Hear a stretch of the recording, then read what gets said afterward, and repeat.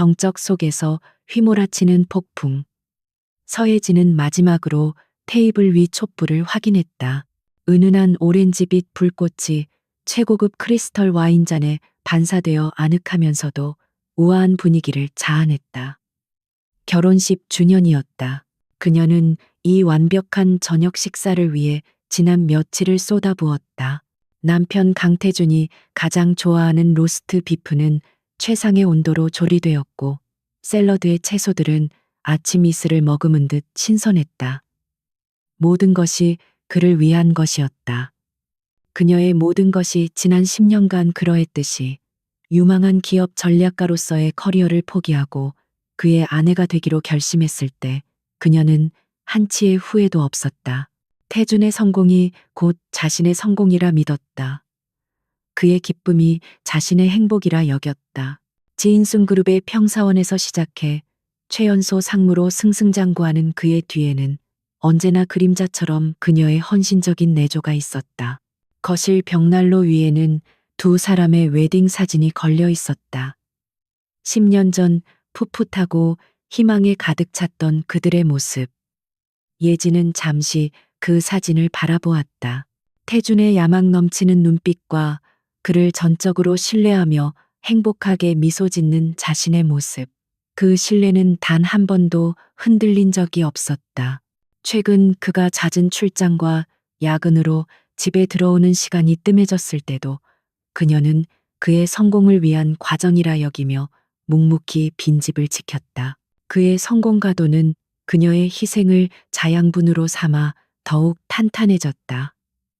중요한 프레젠테이션이 있을 때면 밤을 새워 자료를 검토하고 전략을 제안했다. 까다로운 해외 바이어와의 만남에서는 그의 옷차림부터 말투까지 세심하게 조언했다.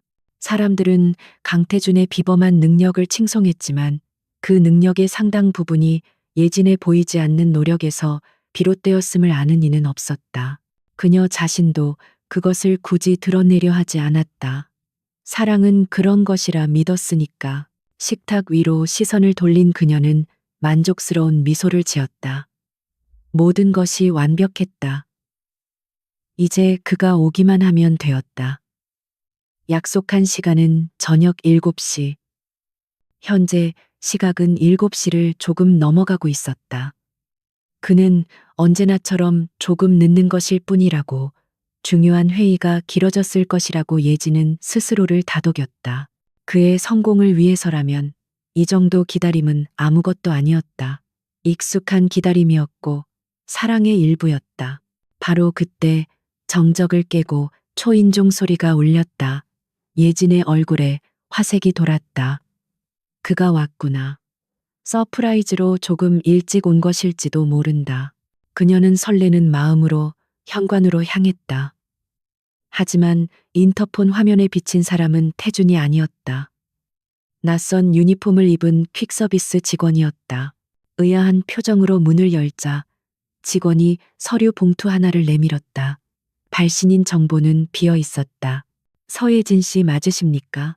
네, 맞는데요. 누가 보낸 거죠? 발신인 정보는 따로 기재되어 있지 않습니다. 중요한 서류라고만 전달받았습니다. 직원은 정중히 고개를 숙이고 돌아갔다. 예지는 묵직하고 빳빳한 재질의 흰 봉투를 손에 든 채 현관에 서 있었다. 불길한 예감이 등골을 스쳤다. 누가 대체 무엇을 보낸 것일까? 그녀는 봉투를 뒤집어 보았지만 아무런 단서도 없었다. 단지 자신의 이름 석자만 정갈한 글씨체로 적혀 있을 뿐이었다. 거실로 돌아온 그녀는 소파에 앉아 조심스럽게 봉투를 열었다. 안에서 나온 것은 고급스러운 종이로 만들어진 카드 한 장이었다. 결혼식 청첩장이었다. 예지는 순간 머릿속이 하얘졌다. 누군가 주소를 착각해서 보낸 것이리라. 하지만 청첩장을 펼치는 순간 그녀의 심장은 얼어붙는 듯했다. 활짝 웃고 있는 신랑의 얼굴은 너무나도 익숙한 바로 그녀의 남편 강태준이었다. 그의 옆에는 처음 보는 화려한 미모의 여인이 순백의 웨딩드레스를 입고 서 있었다. 오수아, 신부의 이름이었다. 예진은 숨 쉬는 것조차 잊었다. 눈앞의 사진이 현실이 아님을 잔인한 농담이기를 필사적으로 바랐다. 그녀는 청첩장 구석에 밝힌 작은 글씨로 시선을 옮겼다. 결혼식 날짜는 지난주 토요일, 장소는 국내 최고의 호텔이었다. 모든 것이 선명하고 명확했다. 그날 태주는 긴급한 해외 출장을 가야 한다고 했다. 중요한 계약건이라며 미안한 표정으로 그녀를 안아주었다. 그녀는 평소처럼 그의 넥타이를 매주며 건강을 챙기라고 잘 다녀오라고 배웅했다. 그가 다른 여자와 결혼식을 올리러 가는 길인 줄은 꿈에도 상상하지 못했다. 10년의 세월이 그녀가 바친 모든 것이 한 장의 청첩장 앞에서 산산조각 났다. 손에서 힘이 풀리며 청첩장이 바닥으로 떨어졌다. 카펫 위로 떨어진 사진 속에서 태주는 세상 가장 행복한 남자처럼 웃고 있었다. 예진이 지난 10년간 단 한 번도 본 적 없는 그런 환한 미소였다. 그녀를 향한 미소는 언제나 계산되고 절제되어 있었음을 그녀는 이제야 깨달았다. 그는 그녀를 사랑한 적이 없었던 것이다. 처음부터 끝까지 철저한 기만이었다. 온몸의 피가 차갑게 식는 기분이었다. 완벽하게 준비된 기념일 저녁 식사가 눈에 들어왔다. 정성껏 구운 로스트 비프, 반짝이는 와인잔, 은은한 촛불. 이 모든 것이 한순간에 의미를 잃고 처참한 조롱거리로 전락했다. 그녀는 자신이 공들여 지은 성이 사실은 모래성이었음을, 그리고 거대한 파도가 모든 것을 휩쓸고 지나갔음을 깨달았다. 모든 것이 거짓이었다. 그녀는 비틀거리며 일어나 벽난로로 다가갔다. 행복하게 웃고 있는 웨딩 사진 속 자신의 모습이 낯설게 느껴졌다. 저 순진하고 어리석었던 여자는 누구인가? 남자의 야망을 사랑이라 착각하고 자신의 모든 것을 기꺼이 제물로 바친 여자. 그 여자는 이제 죽었다. 이 잔인한 진실 앞에서 서예진이라는 여자의 세상은 완벽하게 무너져 내렸다. 그의 모든 말과 행동들이 퍼즐 조각처럼 머릿속에서 다시 맞춰지기 시작했다. 유난히 많았던 출장, 밤늦게 걸려오던 의문의 전화들, 가끔씩 그의 옷에서 희미하게 풍기던 낯선 향수 냄새까지. 그녀는 그 모든 의심의 조각들을 그의 성공을 위한 스트레스와 피로 탓으로 돌리며 애써 외면해왔다. 그것이 현명한 아내의 역할이라 믿었기 때문이다. 얼마나 어리석었던가. 그는 처음부터 이중 생활을 하고 있었던 것이다. 그녀를 완벽한 방패막이이자 필요할 때 쓰는 도구로 활용하면서 다른 한편에서는 새로운 인생을 설계하고 있었다. 지인송그룹의 후계자 자리를 확고히 하기 위해 라이벌 기업인 유송그룹 회장의 딸 오수아와 정략 결혼을 한 것이 분명했다. 예진 자신이 더 이상 그의 야망에 쓸모가 없어지자 가차없이 버려진 것이다. 눈물이 흐르지 않았다. 슬픔보다 더 큰 것은 배신감과 분노, 그리고 자신의 어리석음에 대한 지독한 혐오감이었다. 그녀는 지난 10년간 강태준이라는 남자의 아내로만 살아왔다. 자신의 이름, 자신의 꿈, 자신의 인생은 모두 지워버린 채 오직 그를 위해서만 존재했다. 그러나 이제 그는 존재하지 않았고 텅 빈 껍데기만 남은 서예진 자신만이 이 차가운 현실에 홀로 서 있었다. 그녀는 무릎을 꿇고 바닥에 떨어진 청첩장을 다시 집어들었다. 강태준과 오수아. 두 사람의 행복해 보이는 얼굴을 뚫어져라 쳐다보았다. 그들의 행복은 자신의 인생을 송두리째 짓밟고 세워진 것이었다. 이대로 무너질 수는 없었다. 이대로 모든 것을 빼앗긴 채 주저앉을 수는 없었다. 그녀의 눈빛이 차갑게 변하기 시작했다. 슬픔과 절망이 있던 자리에서 다른 무언가가 싹트고 있었다. 그것은 차가운 분노이자 날카로운 이성이었다. 지난 10년간 잠들어 있던, 그러나 결코 사라지지 않았던 그녀의 본 모습이었다. 모든 것을 분석하고 약점을 파고들어 가장 효율적인 전략을 세우던 기업 전략가 서혜진. 그녀는 강태준이 만든 허상 속에서 길을 잃었었지만 이제 그 허상이 깨진 자리에서 진짜 자신을 마주하고 있었다. 그녀는 천천히 자리에서 일어났다. 더 이상 흔들리지 않았다. 차갑게 식어버린 로스트 비프와 꺼져가는 촛불을 바라보았다. 10년의 결혼 생활은 이렇게 끝났다. 하지만 이것은 끝이 아니었다. 모든 것을 잃은 이 자리에서 그녀는 새로운 시작을 결심했다. 강태준, 그리고 그와 함께 자신의 인생을 망가뜨린 모든 이들에게 그들이 저지른 일에 대한 대가를 치르게 할 것이다. 예지는 서재로 걸어갔다. 오랫동안 사용하지 않아 먼지가 얇게 쌓인 책상 위에 노트북을 올려놓았다. 전원을 켜자 익숙한 바탕화면이 나타났다. 그녀는 망설임 없이 자인송 그룹의 내부 네트워크에 접속하기 시작했다. 과거 그녀가 태준을 돕기 위해 만들어 두었던 백도어였다.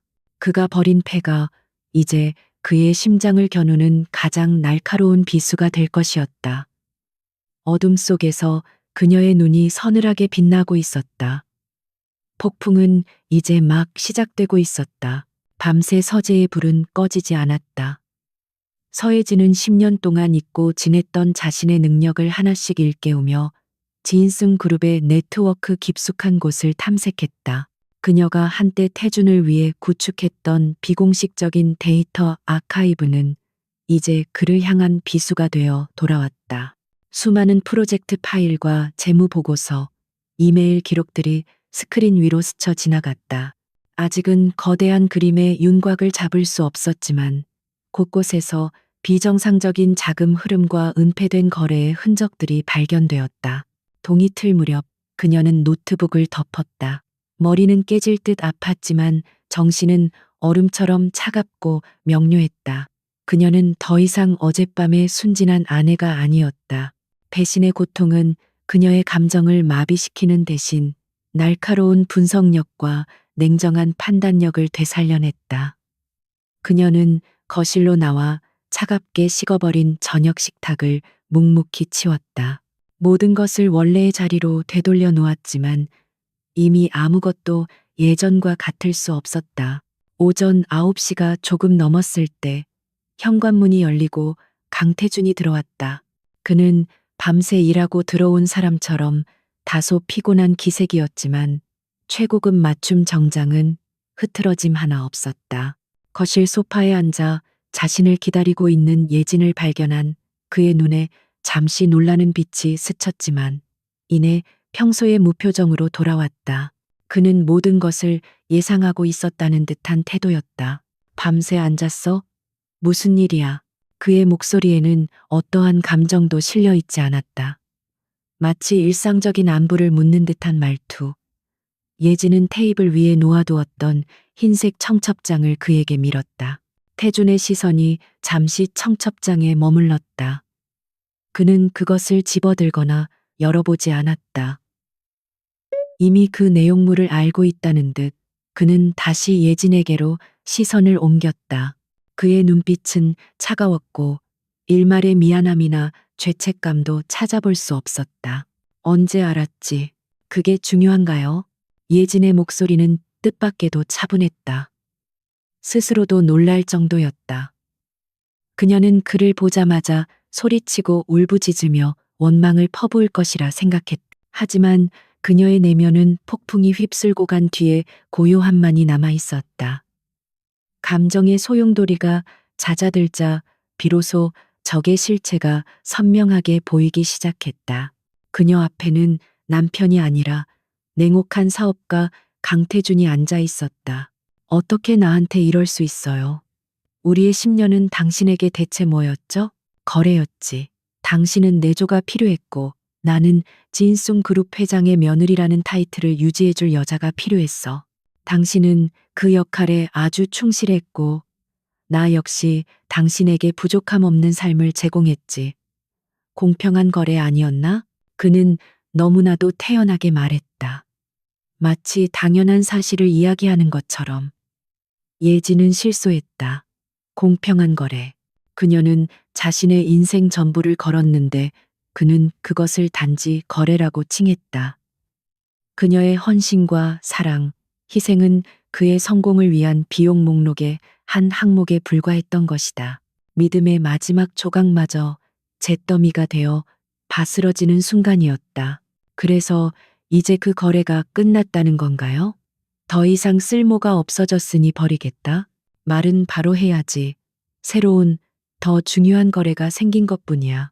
유승그룹과의 합병은 지인승의 미래가 걸린 일이고 오수아와의 결혼은 그 계약을 성사시키기 위한 필수 조건이었어. 당신도 전략가였으니 이런 비즈니스의 생리는 잘 알 텐데 사적인 감정으로 대의를 그르칠 순 없잖아. 그의 입에서 전략가라는 단어가 나오는 순간 예지는 참을 수 없는 모멸감을 느꼈다. 그는 그녀의 과거와 재능까지도 자신의 배신을 정당화하는 도구로 이용하고 있었다. 그녀의 능력을 알면서도 철저히 기만하고 이용했으며 이제 와서는 그것을 이해하라고 강요하고 있었다. 그의 뻔뻔함과 오만함은 상상을 초월했다. 태주는 서류 가방에서 또 다른 봉투를 꺼내 테이블 위로 던졌다. 이혼 합의서였다. 예지는 그것을 열어볼 필요도 없었다. 그가 제시할 금액이 얼마나 모욕적일지 충분히 짐작할 수 있었다. 그녀가 10년간 쏟아부은 모든 것에 대한 대가로는 턱없이 부족한 그저 입마금용 푼돈에 불과할 터였다. 그의 눈빛은 그렇게 말하고 있었다. 그걸로 당신이 가진 모든 걸 포기하는 거야. 위자료로는 충분할 거다. 당신 동생 학비랑 부모님 병원비까지는 해결되겠지. 조용히 도장만 찍으면 서로 얼굴 붉힐 일 없이 깔끔하게 끝낼 수 있어. 괜한 소란 피워서 좋을 거 하나 없다는 건 당신이 더 잘 알 거야. 그것은 명백한 협박이었다. 그는 그녀의 가장 약한 부분인 가족을 걸고 넘어졌다. 그는 그녀가 가진 모든 것을 쥐고 흔들 수 있는 자신의 힘을 과시하고 있었다. 예지는 주먹을 꽉 쥐었다. 손톱이 손바닥을 파고드는 아픔이 느껴졌지만 심장을 도려내는 듯한 고통에 비하면 아무것도 아니었다. 그녀는 그를 증오했다. 온 마음을 다해 증오했다. 내가 거부한다면? 예진이 차갑게 묻자 태주는 코웃음을 쳤다. 마치 세상에서 가장 어리석은 질문을 들었다는 듯한 표정이었다. 그는 소파 깊숙이 몸을 기댄 채 오만한 시선으로 그녀를 내려다보았다. 그의 눈에는 경멸과 동정이 뒤섞여 있었다. 세상 물정 모르는 여자를 가르치려는 듯한 태도였다. 거부? 당신한테 그럴 힘이 있다고 생각해? 당신 이름으로 된 재산은 이 집을 포함해서 아무것도 없어. 당신의 경력은 10년 전에 이미 끝났고 당신이 가진 건 내가 베푼 것들 뿐이야. 내가 마음만 먹으면 당신과 당신 가족이 이 나라에서 발붙이고 살기 힘들게 만들 수도 있어. 어리석은 선택은 하지 않는 게 좋을 거야. 그의 말이 비수처럼 나라와 예진의 심장에 밝혔다. 모든 것이 사실이었다. 그녀는 아무것도 가진 것이 없었다. 그가 만들어준 화려한 새장 속에 갇혀 날갯짓하는 법을 잊어버린 새와 같았다. 하지만 그는 한 가지를 간과하고 있었다.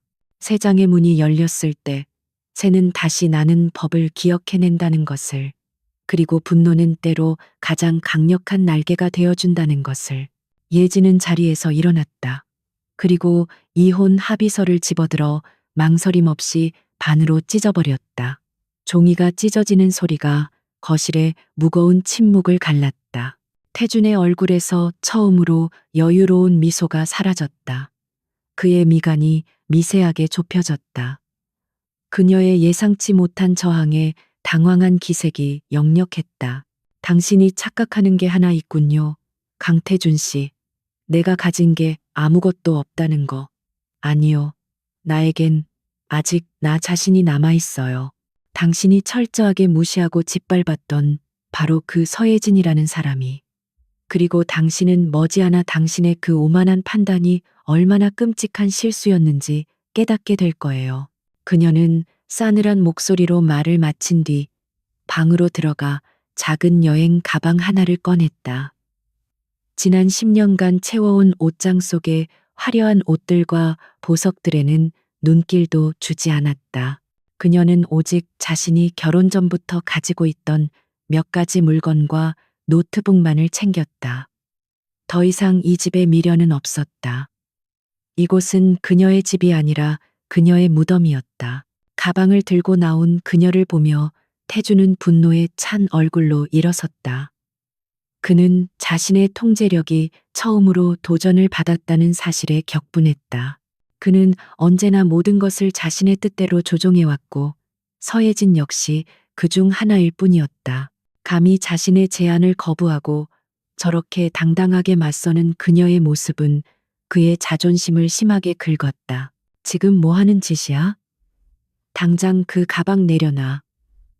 내 허락 없이는 이 집에서 아무것도 가지고 나갈 수 없어. 이 안에는 당신 돈으로 산 건 아무것도 없어요. 그리고 여긴 더 이상 내 집이 아니니 내가 머무를 이유도 없죠. 당신의 새 아내를 위해 깨끗하게 비워주는 게 도리일 테니까. 예지는 마지막 말을 남기고 현관으로 향했다. 태준이 그녀의 팔을 거칠게 붙잡았다. 그의 손아귀 힘이 너무나도 강해 팔이 부서질 듯 아팠. 그의 얼굴은 분노로 일그러져 있었다. 언제나 이성적이고 냉철했던 그의 가면이 벗겨지고 폭력적이고 비열한 본성이 드러나고 있었다. 서예진, 마지막 경고다. 여기서 한 발짝이라도 나가면 다시는 돌아올 수 없어. 그리고 네가 아는 모든 것을 잃게 될 거야. 후회하게 만들어주지. 예지는 그의 눈을 똑바로 쳐다보았다. 더 이상 두려움은 없었다. 그녀는 그의 손을 힘주어 뿌리쳤다. 그리고 그의 뺨을 힘껏 내리쳤다. 짝 하는 날카로운 소리가 울려 퍼졌다. 태주는 충격받은 얼굴로 자신의 뺨을 감쌌다. 단 한 번도 그녀가 자신에게 이렇게까지 하리라고는 상상도 못했던 것이다. 후회는 내가 아니라 당신이 하게 될 거예요. 당신이 버린 것이 무엇인지, 당신이 적으로 돌린 사람이 누구인지 뼈저리게 느끼게 해줄 테니까. 그녀는 차갑게 말을 맺고 뒤도 돌아보지 않은 채 집을 나섰다. 10년간 그녀의 세상이었던 거대한 저택의 문이 등 뒤에서 닫혔다. 모든 것을 잃었다. 하지만 이상하게도 마음은 오히려 가벼웠다. 모든 것을 잃었기에 이제 더 이상 잃을 것도 없었다. 남은 것은 오직 복수심과 되찾아야 할 자신의 인생뿐이었다. 그녀는 택시를 타고 도심의 허름한 비즈니스 호텔로 향했다. 화려했던 저택과 비교되는 낡고 비좁은 방. 하지만 그곳에서 예지는 역설적으로 해방감을 느꼈다. 체크인을 하고 방에 들어선 그녀는 가방에서 노트북을 꺼냈다. 그리고 망설임 없이 전화번호부를 열어 한 사람의 이름을 찾았다. 이 싸움을 혼자 할 수는 없었다. 신뢰할 수 있는 아군이 필요했다. 대학 시절 그녀의 명석함을 유일하게 알아봐 주었던 친구이자 현재는 최고의 변호사가 된 사람.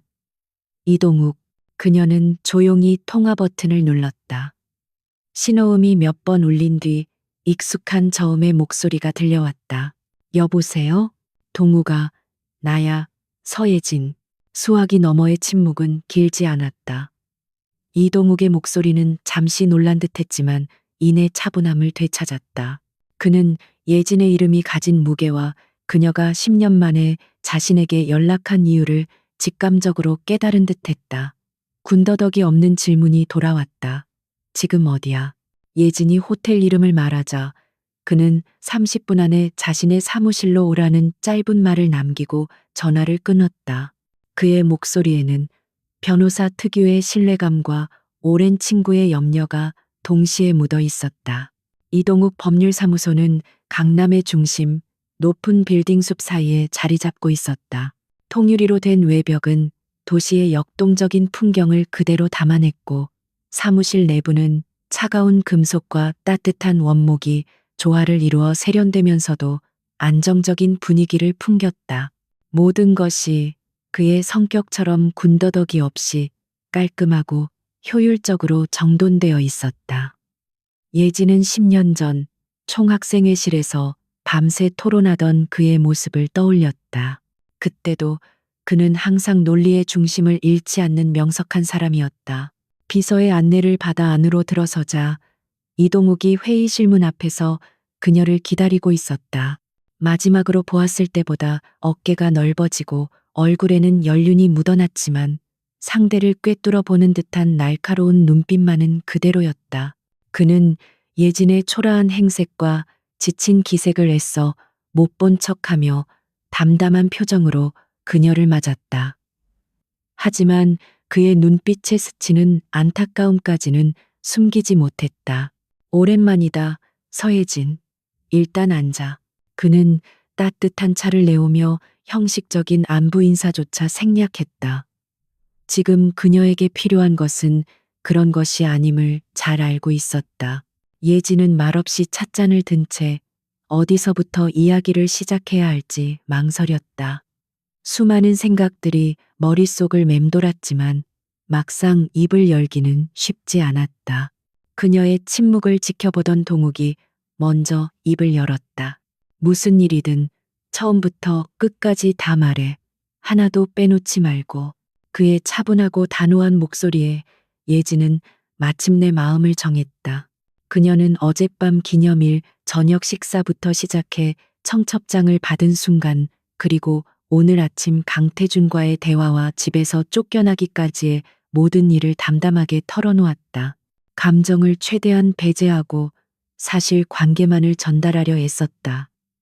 이야기가 진행될수록 동욱의 표정은 점점 굳어갔다. 그의 눈빛은 분노로 이글거렸지만 그는 예진의 말이 끝날 때까지 단 한 번도 중간에 끊지 않고 묵묵히 들어주었다. 모든 이야기가 끝나자 회의실에는 무거운 침묵이 흘렀다. 동욱은 한동안 아무 말 없이 창밖을 바라보았다. 그의 굳게 담은 입술과 꽉 쥔 주먹이 그의 분노를 대변하고 있었다. 잠시 후 그는 천천히 예진에게로 몸을 돌렸다. 그의 눈에는 친구를 향한 연민과 변호사로서의 냉철한 이성이 공존하고 있었다. 쓰레기 같은 놈. 처음부터 널 이용할 생각이었던 거야. 강태준이 제인순 그룹의 사위가 된 시점부터 모든 게 계획된 거였어. 넌 그들의 완벽한 연극을 위한 소품이었을 뿐이야. 이혼 소송 자체는 어렵지 않아. 명백한 유책 사유가 있으니까. 하지만 그들이 순순히 재산 분할에 응할 리가 없지. 그들이 던져준 합의서는 널 모욕하고 길들이려는 수단일 뿐이야. 알아. 그래서 그냥 소송을 하려는 게 아니야. 이건 단순히 이혼 문제가 아니거든. 내 10년의 인생을, 내 모든 것을 짓밟은 대가를 치르게 하고 싶어. 강태준과 지인순 그룹 전체를 상대로 한 싸움이 될 거야. 그래서 널 찾아온 거고. 예진의 단호한 말에 동욱은 잠시 그녀를 유심히 바라보았다. 절망에 빠진 피해자의 모습이 아니었다. 그녀의 눈빛에서는 과거 그가 기억하던 날카로운 통찰력과 강한 승부욕을 지닌 전략가 서예진의 모습이 되살아나고 있었다. 그는 고개를 끄덕였다. 그녀가 무엇을 원하는지, 그리고 자신이 무엇을 해야 하는지 완벽하게 이해했다. 좋아. 그럼 이제부터 피해자가 아니라 플레이어가 되는 거야. 우리가 가진 패가 뭐지? 그 말에 예지는 기다렸다는 듯이 노트북을 열었다. 그녀는 밤새 정리한 자인순 그룹의 내부 자료들을 화면에 띄웠다. 수많은 데이터와 그래프, 그리고 그녀가 표시해둔 의심스러운 자금 흐름들. 동욱은 자리에서 일어나 그녀의 옆으로 다가와 스크린을 함께 들여다보았다. 처음에는 복잡한 데이터에 나열처럼 보였지만 예진의 설명을 듣는 동안 그의 눈빛은 점점 더 날카로워졌다. 이건 강태준이 최근 몇 년간 주도했던 해외 자원 개발 프로젝트 관련 자료들이야. 표면적으로는 모두 합법적인 투자처럼 보이지만 자금 집행 내역을 자세히 보면 이상한 점이 한두 가지가 아니야. 특히 이 페이퍼 컴퍼니 블루스카이 홀딩스 대부분의 투자금이 이 회사를 거쳐서 나가고 있어. 예지는 특정 계좌 내역을 확대했다. 수백억 원에 달하는 자금이 여러 차례에 걸쳐 블루스카이 홀딩스로 송금되었고 다시 여러 개의 다른 계좌로 쪼개져 사라졌다. 전형적인 자금 세탁 및 비자금 조성 수법이었다. 동욱은 미간을 찌푸렸다. 블루스카이 홀딩스 들어본 적 없어. 조세 회피처에 세워진 유령 회사일 가능성이 높아. 이 정도 규모의 자금을 움직이려면 강태준 혼자서는 불가능해. 그룹 차원의 비호 없이는 절대 할 수 없는 일이지. 아마 그의 아버지인 강민석 회장과 직접적으로 연결되어 있을 거야. 나도 그렇게 생각해. 이건 단순한 횡령이 아니라 그룹의 승계 작업과 관련된 비자금일 가능성이 커. 강태준이 오수아와 결혼한 것도 결국 이 자금줄을 더 확실하게 하고 유성 그룹을 방패막이로 삼으려는 계획의 일부일지도 몰라. 두 사람은 몇 시간 동안 노트북 화면에 머리를 맞대고 자료를 분석했다. 예지는 내부자의 시각으로 데이터 속에 숨겨진 의미와 연결고리를 찾아냈고 동욱은 법률적인 관점에서 그것이 가진 파괴력과 약점을 분석했다. 10년 만의 재회였지만 두 사람의 호흡은 마치 오랫동안 함께 일해온 파트너처럼 완벽하게 맞아떨어졌다. 대학 시절 모의 재판과 프레젠테이션 대회를 휩쓸었던 최강의 콤비가 부활하는 순간이었다. 분석이 깊어질수록 지인송 그룹의 추악한 민낯이 드러났다. 페이퍼 컴퍼니를 이용한 비자금 조성은 빙산의 일각에 불과했다. 그들은 협력업체를 압박해 부당한 이익을 취하고 경쟁사의 기술을 교묘하게 탈취했으며 심지어 주가를 조작한 정황까지 포착되었다. 강태준의 성공 신화는 부도덕과 불법으로 쌓아 올린 거대한 탑이었다. 그리고 예지는 그 탑의 가장 단단한 주춧돌 역할을 해온 셈이었다. 증거가 명백해. 이 자료들만으로도 제인숭을 뒤흔들 수 있어. 하지만 섣불리 움직이면 안 돼. 저들은 최고의 로펌을 동원해서 어떻게든 빠져나갈 거야. 오히려 증거 불충분으로 역고소를 당할 수도 있어. 더 확실하고 결정적인 한 방이 필요해. 동욱이 신중하게 말했다. 예진도 동의했다. 이것은 감정적으로 터뜨릴 수 있는 폭탄이 아니었다. 가장 치명적인 순간에 가장 효과적인 방식으로 터뜨려야 했다. 그러기 위해서는 더 많은 정보와 더 정교한 전략이 필요했다. 알아. 그래서 법적인 대응은 최후의 수단으로 남겨둬야 해. 우선은 저들을 내부에서부터 흔들어야 해. 강태준의 가장 큰 약점은 그의 오만함이야. 그는 자신이 모든 것을 통제하고 있다고 믿고 나를 아무 힘도 없는 여자라고 무시하고 있지. 바로 그 점을 역이용해야 해. 예진의 눈빛이 차갑게 빛났다. 그녀의 머릿속에서는 이미 복잡한 체스판이 그려지고 있었다. 강태준과 강민석 회장, 그리고 지인승그룹이라는 거대한 상대를 앞에 두고 그녀는 자신의 첫 수를 어디에 놓아야 할지 계산하기 시작했다. 잠들어 있던 전략가의 피가 다시 끓어오르고 있었다. 첫 번째 목표는 강태준이 최근에 가장 공을 들인 프로젝트야. 베트남 신도시 개발 사업. 그는 이 사업을 성공시켜 그룹 내에서 자신의 입지를 확고히 하려고 해. 하지만 내가 알기로 이 사업에는 숨겨진 리스크가 있어. 그가 의도적으로 축소 보고한 환경 오염 문제. 만약 이 문제가 외부로 알려진다면 사업은 물론이고 그의 평판에도 치명타가 될 거야. 예지는 관련 자료를 찾아 동욱에게 보여주었다. 현지 환경단체의 보고서를 무시하고 로비를 통해 환경영향평가를 통과한 정황이 담긴 내부 이메일이었다. 동욱의 입가에 희미한 미소가 걸렸다. 완벽한 시작점이었다. 언론에 익명으로 제보하는 건가? 아니, 그건 너무 단순해. 그들은 돈으로 언론을 막을 수 있어. 더 교묘하게 접근해야 해. 제 인상의 경쟁사, 특히 유상그룹이 이 정보를 알게 만드는 거야. 오수아의 아버지인 오 회장은 딸을 정략 결혼의 도구로 썼을지언정 지인승에게 뒤통수를 맞는 건 용납하지 않을 사람이거든. 적의 적을 이용하는 거지. 예진의 계획을 들은 동욱은 감탄한 표정으로 그녀를 바라보았다. 지난 10년의 세월이 그녀를 주부로 만들었을지는 몰라도 그녀의 날카로운 전략적 사고까지 무디게 만들지는 못했다. 오히려 고통과 배신은 그녀의 칼날을 더욱 예리하게 벼려놓은 듯했다. 그는 이제 그녀가 이 싸움에서 반드시 이길 것이라고 확신했다. 그리고 자신은 그녀의 가장 든든한 방패이자 창이 되어줄 것이라고 다짐했다. 좋아, 정보 전달은 내가 맡지. 내게는 절대 출처를 노출시키지 않고 확실하게 정보를 전달할 수 있는 루트가 있어. 넌 다음 계획을 준비해. 이건 긴 싸움이 될 테니까. 회의실을 나서는 예진의 발걸음은 더 이상 불안하거나 외롭지 않았다. 그녀는 혼자가 아니었다. 최고의 조력자와 함께 그녀는 이제 거대한 적을 향한 첫발을 내디뎠다. 어둠 속에서 한 줄기 빛을 발견한 기분이었다.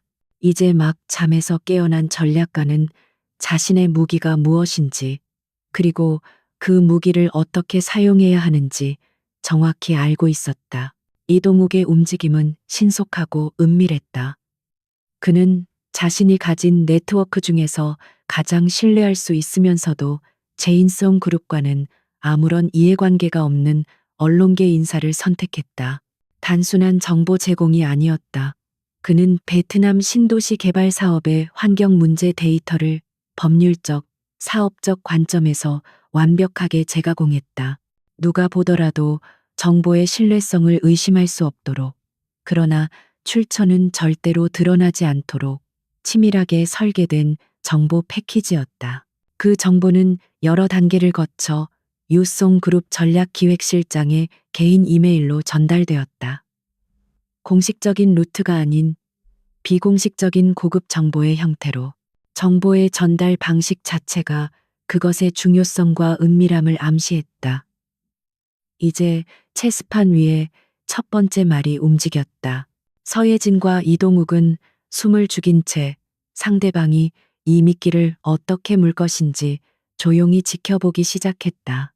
그들은 덫을 놓았고 이제 사냥감이 덫으로 걸어 들어오기만을 기다렸다. 유송그룹의 오수근 회장은 보고를 받자마자 그 정보의 가치를 즉시 꿰뚫어 보았다. 그는 책상 위에 놓인 강태준과 자신의 딸 오수아의 결혼 사진을 잠시 쳐다보았다. 그의 얼굴에는 어떤 감정도 드러나지 않았지만 눈빛은 사냥감을 발견한 늙은 늑대처럼 번뜩였다. 그에게 이 결혼은 진송을 견제하고 궁극적으로는 흡수하기 위한 장기적인 포석이었다. 그런데 생각보다 빨리 상대의 약점을 잡을 기회가 찾아온 것이다. 강태준 그 애송이가 이를 너무 어설프게 처리했군. 지인승의 강민석 회장도 늙었나 봐. 아들 단속 하나 제대로 못하는 걸 보니 오 회장은 즉시 전략기획실장을 호출했다. 그는 이 정보를 직접적으로 이용하지 않았다. 대신 진순과 공동으로 추진하기로 한 다른 합작 투자건에 대한 환경 규제 및 지속 가능성 실사를 긴급 안건으로 상정하라고 지시했다. 표면적으로는 유승의 강화된 ESG 경영 방침에 따른 절차처럼 보였다. 하지만 그 실사 항목에는 베트남 신도시 개발 사업과 관련된 환경 기준이 교묘하게 포함되어 있었다. 유송 그룹의 공식적인 요청이 지인송 그룹에 전달되었을 때 강태준은 처음에는 대수롭지 않게 여겼다. 장인인 오 회장의 유난스러운 경영 스타일 탓이라 생각했다. 그는 담당 부서에 적당히 서류를 꾸며 대응하라고 지시했다. 하지만 며칠 뒤 유승 측에서 보내온 추가 질의서는 그의 등골을 서늘하게 만들었다. 그들은 마치 내부 자료를 모두 들여다본 것처럼 정확하게 베트남 사업의 가장 아픈 부분을 짚어내고 있었다. 이게 어떻게 된 일이야? 누가 정보를 유출한 거야? 강태준은 자신의 사무실에서 고함을 질렀다. 그의 완벽한 계획에 예상치 못한 균열이 생기기 시작했다. 그는 즉시 내부 정보 보안팀을 소집해 정보 유출 경로를 추적하라고 윽박질렀다. 그의 머릿속에는 수많은 용의자들이 떠올랐다. 자신을 시기하는 내부 경쟁자들 혹은 유호송이 심어놓은 첩자. 하지만 단 한 사람, 그가 가장 무시하고 경멸했던 서예진의 모습은 그 어디에도 없었다. 사태는 강태준의 통제를 벗어나기 시작했다. 유상 측의 압박은 점점 더 거세졌고 지인상 그룹 내부에서도 베트남 사업의 리스크에 대한 우려의 목소리가 나오기 시작했다. 이 모든 소란은 마침내 지인송 그룹의 제왕 강민석 회장의 귀에까지 들어가게 되었다. 그는 자신의 사무실로 조용히 강태준을 호출했다. 폭풍전의 고요함이었다. 강민석 회장의 집무실은 그의 권력을 상징하듯 넓고 위압적이었다. 거대한 마호가니 책상 뒤에 앉은 그는 표정 변화 없이 아들을 바라보았다. 그의 침묵은 어떤 질책보다도 더 무겁게 강태준을 짓눌렀다. 강태준은 아버지 앞에만 서면 언제나 작아지는 자신을 느끼며 마른 침을 삼켰다. 그의 모든 자신감과 오만함은 이 절대 권력자 앞에서 무용지물이 되었다. 베트남 건 어떻게 된 거냐? 낮고 조용한 목소리였지만 그 안에는 강철 같은 냉혹함이 서려 있었다. 강태준은 진땀을 흘리며 준비해온 변명을 늘어놓기 시작했다. 유성 그룹의 무리한 견제, 내부의 불순 세력, 예상치 못한 돌발 변수. 하지만 강민석 회장은 그의 말을 중간에 잘랐다. 변명은 듣고 싶지 않다. 네가 싼 똥을 어떻게 치울 건지 그것만 말해. 일 처리를 이따위로밖에 못하나? 고작 여자 하나 뒤처리 못해서 이 사단을 만들어? 강민석 회장은 서예진의 일을 언급했다. 그는 이번 정보 유출이 그녀와 관련 있을 것이라고는 꿈에도 생각하지 않았다. 그에게 서예진은 그저 아들의 과거를 정리하는 과정에서 발생한 사소한 문제일 뿐이었다. 그는 아들이 그 문제조차 깔끔하게 처리하지 못해 다른 잡음을 만들었다고 질책하는 것이었다. 그의 질책에 강태준은 고개를 숙일 수밖에 없었다. 죄송합니다, 아버지. 즉시 해결하겠습니다. 유성 측에는 적절한 대가를 지불해서라도 입을 막고 내부 유출자는 반드시 색출해서 본보기를 보이겠습니다. 멍청한 놈. 중요한 건 그게 아니잖아. 정보가 어떻게 샜는가, 그리고 그 정보가 어디까지 퍼졌는가다. 유호송이 아는 정보는 빙산의 일각일 수 있어. 만약 우리의 비자금 라인까지 흔적이 흘러 들어갔다면 그땐 그룹 전체가 위험해진다. 내 결혼으로 겨우 막아놓은 시한폭탄을 내가 다시 건드린 셈이야. 강민석 회장의 눈빛이 번뜩였다. 그는 아들의 무능함보다 정보 유출 그 자체에 대한 불안감을 느끼고 있었다. 수십 년간 쌓아올린 자신들의 성이 보이지 않는 곳에서부터 무너져 내릴 수 있다는 본능적인 위기감이었다. 그는 강태준에게 지인승이 가진 모든 정보력과 인력을 동원해서라도 정보의 근원지를 찾아내라고 명령했다. 그의 목소리는 그 어느 때보다 차갑고 단호했다. 한편 도심의 작은 비즈니스 호텔 방에서 서예진은 자신의 노트북 화면을 조용히 지켜보고 있었다. 그녀는 실시간으로 제인슨 그룹의 주가 변동과 관련된 뉴스들을 모니터링했다. 아직 대중에게 알려진 것은 아무것도 없었지만 기관 투자자들 사이에서 미세한 움직임이 감지되고 있었다. 제인슨 그룹의 주가가 아주 소폭, 그러나 분명하게 하락하고 있었다. 그녀는 제인슨 그룹 내부 통신망에 심어둔 모니터링 프로그램을 통해 강태준과 강민석 회장의 움직임을 주시했다. 보안팀이 소집되고 베트남 사업부 전체에 비상이 걸렸다는 소식이 실시간으로 전달되었다. 강태준이 분노하고 당황하며 허둥대는 모습이 눈에 선하게 그려졌다. 그는 지금 거대한 어둠 속에서 보이지 않는 적의 공격에 속수무책으로 당하고 있는 것이다. 서예진은 찻잔을 들어 천천히 한 모금 마셨다. 차는 이미 식어 있었지만 그녀는 개의치 않았다. 첫 번째 수는 성공이었다. 예상했던 것보다 더 큰 파장을 일으켰다. 강태준과 강민석 회장 사이에 불신의 씨앗을 심었고 그들의 완벽한 성의 첫 번째 균열을 만들어냈다. 그들은 이제 서로를 의심하고 보이지 않는 적을 두려워하게 될 것이다. 하지만 이것은 시작에 불과했다. 그녀는 이미 다음 수를 준비하고 있었다. 강태준이 정보 유출자를 찾기 위해 혈안이 되어 내부를 뒤지고 있을 때 그녀는 그의 시선이 닿지 않는 전혀 다른 곳에서 두 번째 공격을 감행할 계획이었다. 체스판은 이제 막 중반을 향해 달려가고 있었다. 그리고 이 게임의 주도권은 그들이 가장 무시했던 플레이어 바로 서예진 그녀의 손에 있었다. 그녀의 입가에 10년 만에 처음으로 차가운 미소가 떠올랐다. 강태준이 촉발시킨 내부조사는 지인승 그룹 전체를 차가운 공포로 몰아넣었다. 그의 분노와 편집증은 엉뚱한 방향으로 흘러 정보 유출과는 아무런 관련이 없는 무고한 직원들을 향한 마녀 사냥으로 번졌다. 보안팀은 직원들의 이메일과 통화 기록을 무차별적으로 감찰했고 임원들은 서로를 의심의 눈초리로 바라보았다. 수십 년간 지인승에 충성해온 이들마저 잠재적인 배신자로 취급받는 상황 속에서 그룹 내의 불만과 환멸은 수면 아래에서 조용히 들끓기 시작했다. 이 혼란을 누구보다 무거운 마음으로 지켜보는 이가 있었다. 재무팀의 최 부장이었다. 그는 정년 퇴임을 불과 몇 년 앞둔 진송 그룹의 살아있는 역사와도 같은 인물이었다. 그는 강민석 회장의 부친 시절부터 그룹에 몸담으며 회사의 성장을 지켜보았지만 강민석과 강태준 부자가 경영권을 잡은 이후 제인승이 점차 괴물로 변해가는 것을 속수무책으로 지켜봐야만 했다. 그의 손을 거쳐 수많은 비자금이 세탁되었고 그의 서명 아래 불법적인 회계 장부가 만들어졌다. 이건 회사가 아니야.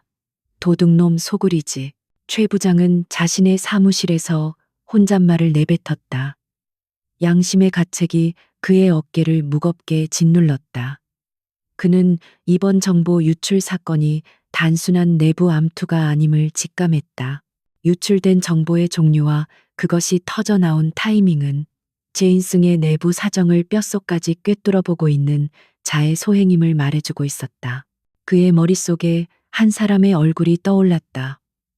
몇 년 전 강태준 상무의 프레젠테이션 자료를 밤새 도와주던 총명하고 반듯한 인상의 아내 서예진이었다. 한편 마케팅팀의 김대리 역시 착잡한 심정으로 사태를 지켜보고 있었다. 그녀는 입사 5년 차의 재능 있는 인재였지만 자신이 야심차게 기획했던 신제품 론칭 프로젝트를 통째로 강태준에게 빼앗기는 아픔을 겪었다. 강태준은 그녀의 아이디어를 가로채 자신의 성과로 포장했고 그 공로를 인정받아 전무로 승진했다. 그녀는 저항 한번 해보지 못하고 모든 것을 빼앗겼고 그 일 이후 깊은 무력감에 시달리고 있었다. 최 부장과 김 대리는 각자 다른 위치에 있었지만 강 씨 일가의 폭정과 탐욕에 환멸을 느끼고 있다는 공통점을 가지고 있었다. 베트남 사업건으로 시작된 회사의 혼란 속에서 그들은 어쩌면 이것이 모든 것을 바로잡을 마지막 기회일지도 모른다고 생각했다. 변화를 위해서는 거대한 위험을 감수해야만 했다. 그리고 그 위험의 중심에는 보이지 않는 외부의 조력자가 있었다. 최 부장은 마침내 결심을 굳혔다. 그는 수년간 사용하지 않았던 개인 이메일 계정으로 접속했다. 그리고 기억을 더듬어 과거 업무상 몇 번 주고받았던 서예진의 개인 이메일 주소로 짧은 메시지를 보냈다. 내용은 암호와도 같았다. 10년 전 K 프로젝트의 진실을 기억하십니까? K 프로젝트는 서예진이 마쿠에서 기획하여 성공시켰지만 모든 공은 강태준에게 돌아갔던 비운의 프로젝트였다. 오직 소수의 내부 관계자만이 그 진실을 알고 있었다. 예진은 자신의 낡은 호텔 방에서 의문의 이메일을 받았다. 처음에는 스팸 메일이라 생각했지만 K 프로젝트라는 단어가 그녀의 시선을 사로잡았다. 그녀는 즉시 이동욱에게 연락해 발신자의 IP 추적을 부탁했다. 동시에 그녀의 머리는 빠르게 회전하기 시작했다. 이것은 덫일 수도 있었다. 강태준이 그녀를 떠보기 위해 꾸민 함정일 가능성도 배제할 수 없었다. 하지만 만약 이것이 진정한 내부의 신호라면 이것은 판을 뒤집을 수 있는 절호의 기회였다. 며칠 후 이동욱으로부터 IP 추적 결과가 돌아왔다. 발신지는 도심의 한 공공도서관 PC였다. 추적을 피하기 위한 전형적인 수법이었다. 신원이 특정되지는 않았지만 최소한 지인송 그룹 내부에서 발송된 것은 아니라는 사실이 확인되었다. 예진은 위험을 감수하기로 결정했다. 그녀는 같은 방식으로 답장을 보냈다. 특정 날짜와 시간, 그리고 사람이 거의 찾지 않는 낡은 서점의 이름을 적었다. 약속 당일, 예진은 약속 시간보다 1시간 먼저 서점에 도착해 주변을 살폈다.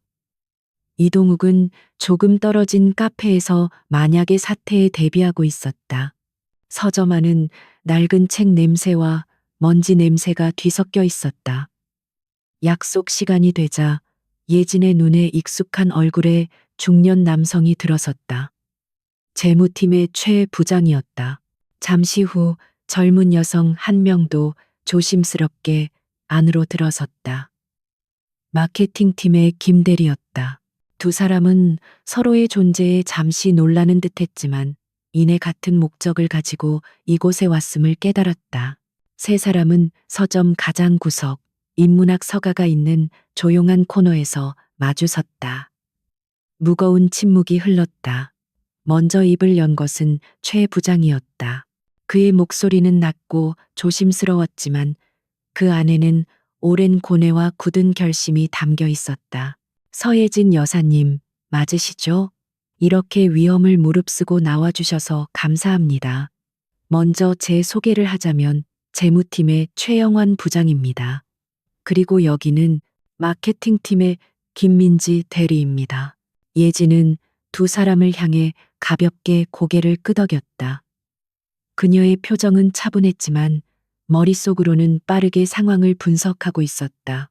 두 사람은 강태준의 직접적인 피해자이거나 그의 비리를 가장 가까이서 지켜본 인물일 가능성이 높았다.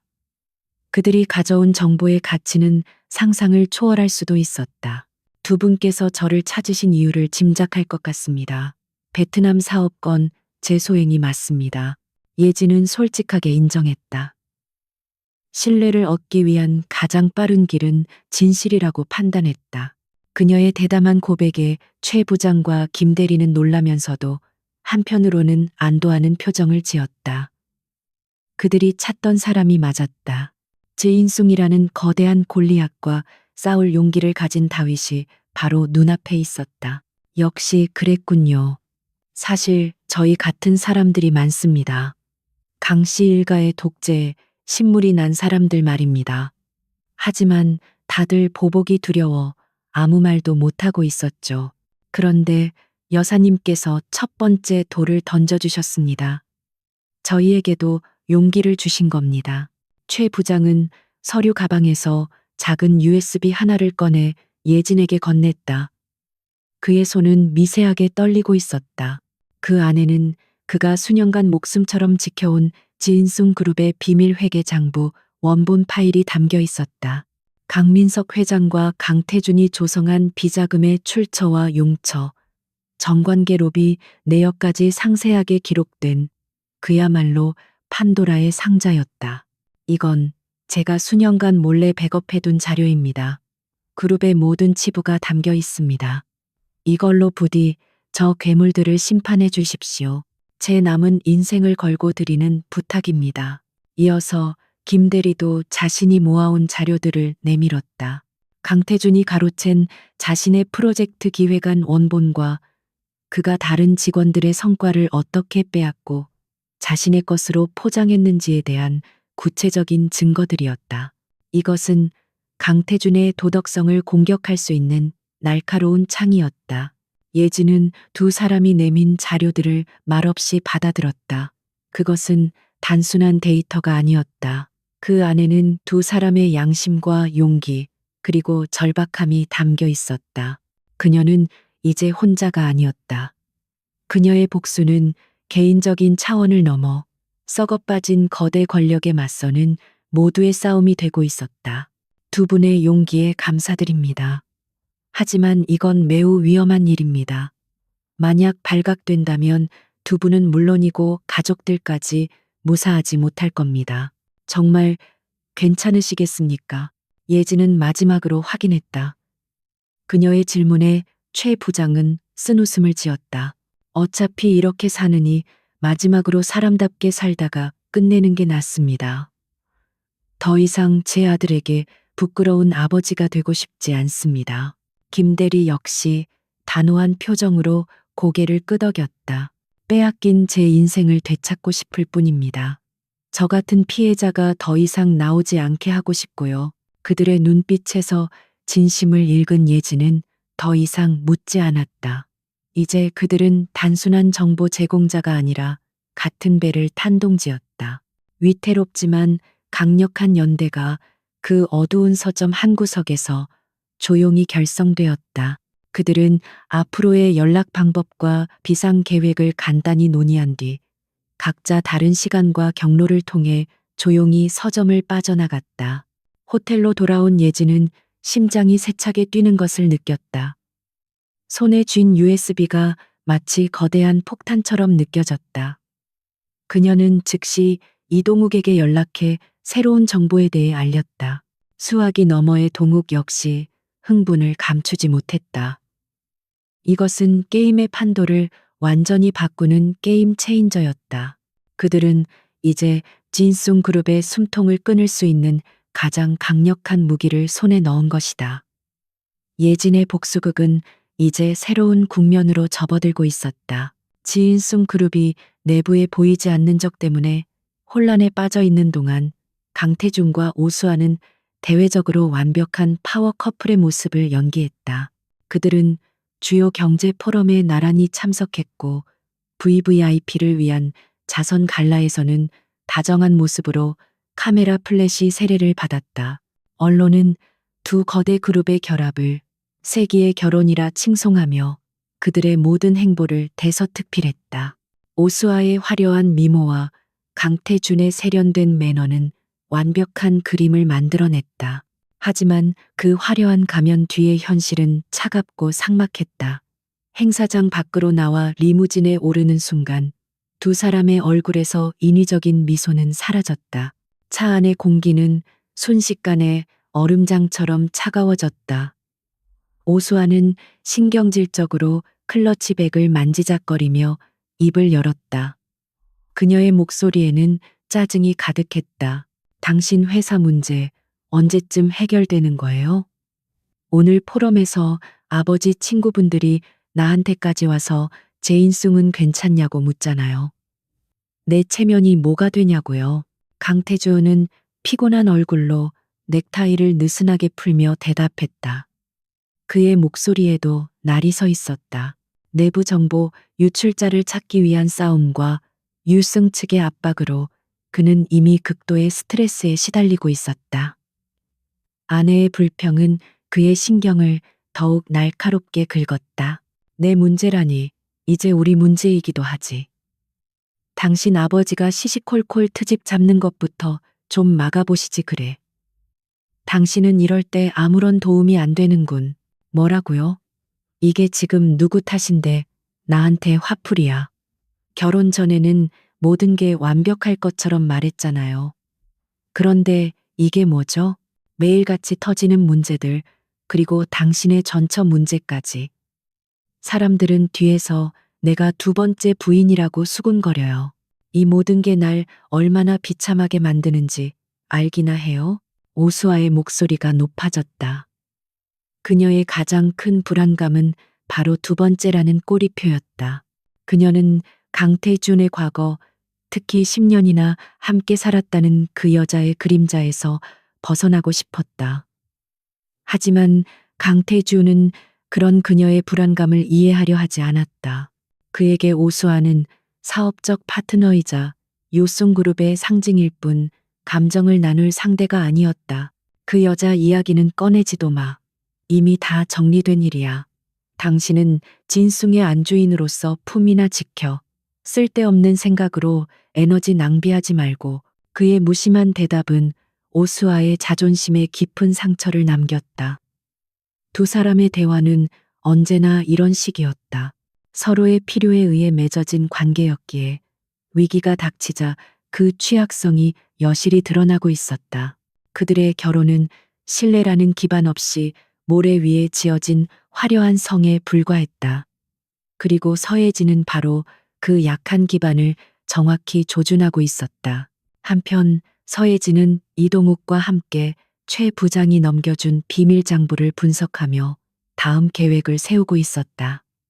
제인승을 무너뜨릴 폭탄은 이미 손에 쥐고 있었다. 하지만 그녀는 단지 그들을 법의 심판대에 세우는 것만으로는 충분치 않다고 생각했다. 그들이 자신의 인생을 짓밟으며 느꼈던 고통을 그들도 똑같이 느끼게 해주고 싶었다. 심리적인 붕괴가 필요했다. 강태주는 지금 극도로 예민하고 의심이 많은 상태일 거야. 작은 균열도 크게 벌어질 수 있는 시점이지. 그의 가장 가까운 동맹인 오수아를 흔들어야 해. 예지는 자신의 계획을 동욱에게 설명했다. 그것은 마케팅팀의 김민지 대리를 이용한 교묘한 심리전이었다. 그녀는 김 대리에게 진승그룹 사내 익명 게시판에 특정 루머를 흘려달라고 부탁했다. 루머는 사실과 거짓을 절묘하게 섞어 만들어졌다. 강태준 전무가 최근의 위기 상황 때문에 과거 모든 프로젝트를 성공으로 이끌었던 전처의 전략적 조언을 그리워하고 있다는 내용이었다. 루머는 강 전무가 사석에서 그 사람이 있었더라면 이렇게까지 흔들리지 않았을 텐데 라고 한탄하는 것을 들었다는 식의 구체적인 목격담까지 덧붙여져 신빙성을 더했다. 김 대리는 몇몇 동기들과의 식사 자리에서 우연히 이 이야기를 꺼냈고 소문은 걷잡을 수 없이 사내에 퍼져나가기 시작했다. 직원들은 강태준의 무능함을 조롱하며 베일에 쌓인 그의 전처가 사실은 대단한 능력자였다는 이야기에 살을 붙여나갔다. 소문이 사내를 한 바퀴 도는 데는 며칠이 채 걸리지 않았다. 그리고 예상대로 그 소문은 사교 모임에 나간 오수아의 귀에까지 흘러들어갔다. 지인숭 그룹의 한 임원 부인이 동정심을 가장한 교묘한 말투로 그녀에게 말을 건넸다. 어머, 오수아 씨, 요즘 강 전무님 많이 힘드시겠어요? 듣자 하니 예전 사모님이 사업적인 조언을 그렇게 잘해주셨다면서요? 남자들이란 게 다 그렇잖아요. 힘들 땐 옛정이 생각나는 법이죠. 그래도 지금 곁에 있는 건 수아 씨니까 힘내셔야 해요. 그 말은 오수아의 심장에 비수처럼 꽂혔다. 그녀의 얼굴은 굳어졌지만 애써 태연한 척 미소를 지으며 자리를 피했. 하지만 집으로 돌아오는 내내 그녀의 머릿속은 온통 그 소문으로 가득 찼다. 강태준이 아직도 그 여자를 잊지 못하고 있다는 생각, 자신과 그 여자를 비교하고 있을 거라는 상상은 그녀를 미치게 만들었다. 그녀의 불안감은 순식간에 의심과 분노로 변했다. 그날 밤 집에 돌아온 강태주온을 오수아는 차가운 얼굴로 맞았다. 그녀는 다짜고짜 그에게 소문에 대해 따져 물었다. 스트레스로 가득 차 있던 강태주온은 버럭 소리를 질렀다. 지금 그따위 말도 안 되는 소문을 믿는 거야? 누가 그런 헛소리를 짓거려. 내 상황을 뻔히 알면서 어떻게 나한테 이럴 수 있어. 헛소리요. 회사 사람들이 다 아는 얘기를 나만 모르고 있었던 거겠죠. 당신 아직도 그 여자 생각하고 있지. 그렇지? 그 여자가 나보다 더 똑똑하고 유능해서 내가 당신한테 아무런 도움이 안 되는 것 같아? 오수아의 울분에 찬 외침에 강태주는 이성을 잃었다. 그는 지금 외부의 적과 싸우는 것만으로도 벅찼다. 가장 가까이 있어야 할 아내마저 자신을 믿지 못하고 흔들어대는 상황을 견딜 수 없었다. 분노에 휩싸인 그는 절대 해서는 안 될 말을 내뱉고 말았다. 그래, 그 여자는 적어도 당신처럼 이렇게 날 못 잡아먹어서 안달이진 않았어. 입 다물고 내줘라도 제대로 하던가 아니면 그냥 조용히 당신 아버지 뒤에 숨어 있어. 순간 두 사람 사이에 정적이 흘렀다. 강태주는 자신의 실수를 깨달았지만 이미 늦었다. 그의 말은 오수아의 마지막 자존심마저 짓밟아 버렸다. 오수아의 눈에는 눈물이 가득 고였지만 이내 그 눈물은 차가운 증오로 변했다. 그녀는 경멸 가득한 눈빛으로 강태주을 쏘아보았다. 좋아요. 당신이 원하는 대로 해줄게요. 하지만 명심해요. 내 아버지 뒤에 숨는 게 어떤 의미인지 당신은 곧 알게 될 테니까. 오수아는 그 말을 남기고 자신의 침실로 들어가 문을 잠가버렸다. 강태주는 텅 빈 거실에 홀로 남겨졌다. 그는 자신의 분노와 어리석음에 대한 후회보다 오수아의 마지막 말이 남긴 불길한 예감에 휩싸였다. 그는 자신의 가장 강력한 무기이자 방패였던 유승그룹과의 동맹에 스스로 균열을 만들어버린 것이다. 서예진의 보이지 않는 공격은 성공했다.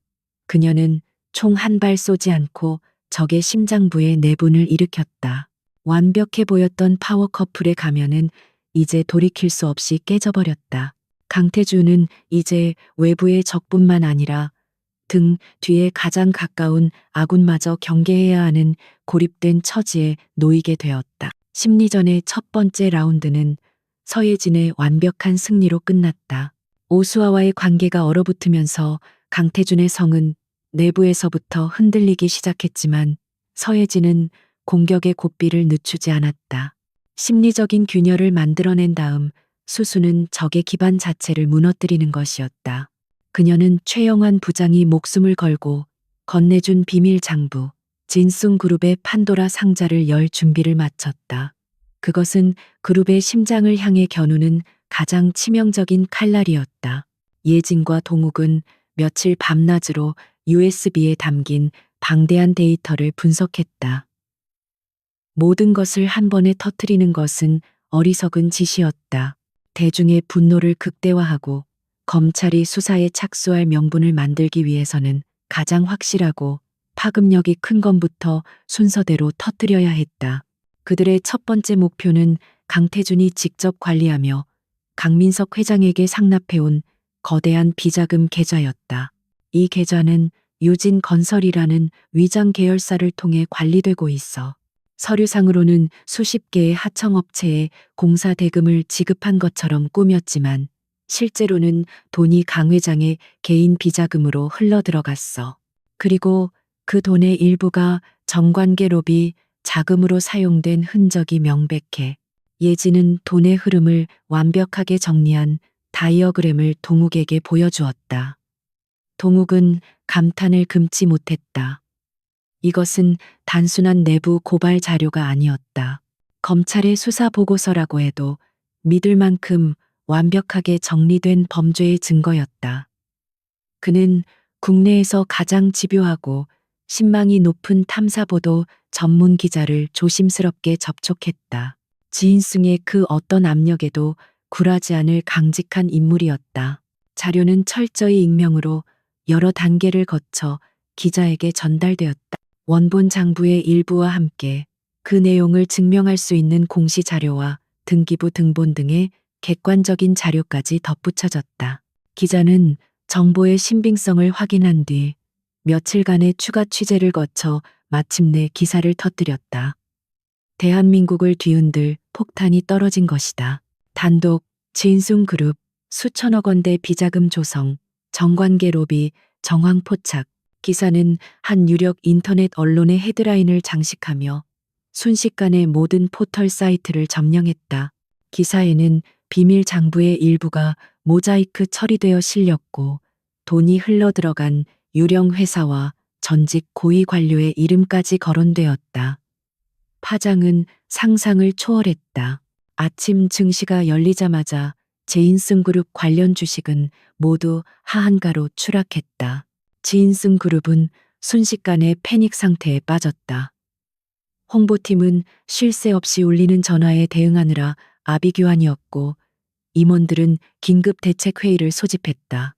강태준은 사색이 된 얼굴로 자신의 사무실에서 뉴스를 지켜보고 있었다. 그는 믿을 수 없다는 듯 중얼거렸다. 불가능해. 이 장부는, 이걸 아는 사람은 최 부장밖에 없는데. 그는 즉시 최영환 부장을 호출했지만 최 부장은 이미 무단결근 상태였다. 며칠 전 병가를 냈다는 보고만 올라왔을 뿐 연락조차 두절된 상태였다. 강태준은 그제야 모든 것을 깨달았다. 자신이 벌인 마녀사냥이 오히려 진짜 배신자에게 몸을 숨길 시간과 명분을 주었다는 것을, 그리고 그 배후에 서예진이 있을지도 모른다는 끔찍한 의심이 처음으로 그의 뇌리를 스쳤다. 지인숭 측은 즉각 사실무근이라는 공식 입장을 발표하고 기사를 쓴 언론사와 기자를 상대로 명예훼손 소송을 제기하겠다고 으름장을 놓았다. 하지만 대중의 반응은 싸늘했다. 너무나도 구체적인 증거 앞에 그들의 변명은 설득력을 잃었다. 오히려 여론은 더욱 악화되었고 지인숭 제품에 대한 불매 운동 조짐까지 보이기 시작했다. 이 모든 상황을 강민석 회장은 자신의 집무실에서 묵묵히 지켜보고 있었다. 그의 얼굴은 분노를 넘어선 무표정에 가까웠다.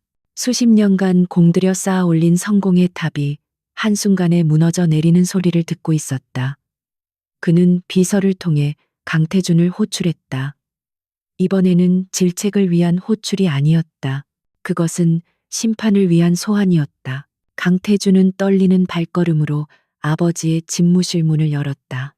강민석 회장은 평소처럼 거대한 책상 뒤에 앉아 있었지만 그에게서 뿜어져 나오는 위압감은 이전과는 차원이 달랐다. 그것은 실망한 아버지의 모습이 아니라 자신의 왕국을 위협하는 무능한 후계자를 처단하려는 냉혹한 군주의 모습이었다. 내가 네게 정보의 출처를 찾아내라고 했을 텐데. 죄송합니다, 아버지. 제가. 닥쳐라. 강민석 회장의 고함이 집무실 전체를 울렸다. 그는 자리에서 일어나 강태준에게 다가갔다. 그의 눈은 실망과 분노 그리고 경멸로 가득 차 있었다. 네가 한 짓이 뭔지 알기나 하나? 이건 단순한 비자금 스캔들이 아니야. 우리의 모든 것이 담긴 판도라의 상자가 열린 거다. 내가 평생을 바쳐 지켜온 지인숭의 심장이 통째로 적의 손에 넘어갔단 말이다. 그런데 넌 고작 내 전처 뒷공문이나 쫓다가 이 사단을 만들었어. 그는 베트남 건으로 정보가 유출되었을 때부터 모든 것을 의심하고 있었다. 그리고 오늘 비밀 장부가 통째로 유출된 것을 보고 확신했다. 이것은 단순한 내부 고발이 아니라 지인숭을 완벽하게 파멸시키려는 치밀한 계획하에 움직이는 거대한 세력의 소행이라는 것을. 그리고 그 시작점에 자신의 아들 강태준이 있었다. 넌 내 아들이 아니다. 지인숭의 가장 큰 오점이고 최악의 리스크야. 당장 모든 직위에서 물러나 검찰 조사가 시작되기 전에 내 눈앞에서 사라져. 그것은 사형 선고나 다름없었다. 강태준은 무릎이라도 꿇고 용서를 빌고 싶었지만 아버지의 차가운 눈빛 앞에서 아무 말도 할 수 없었다. 그는 자신이 평생을 바쳐 갈망했던 모든 것을 한순간에 잃었다. 후계자의 자리, 아버지의 신임, 그리고 제인송이라는 이름이 주는 모든 권력까지. 그는 빈 껍데기가 되어 아버지의 집무실에서 쫓겨났다. 그가 복도를 걸어 나오는 동안 모든 임직원들이 그를 외면했다. 어제까지 그의 앞에서 고개를 숙이던 이들이 이제는 그를 벌레 보듯 쳐다보고 있었다.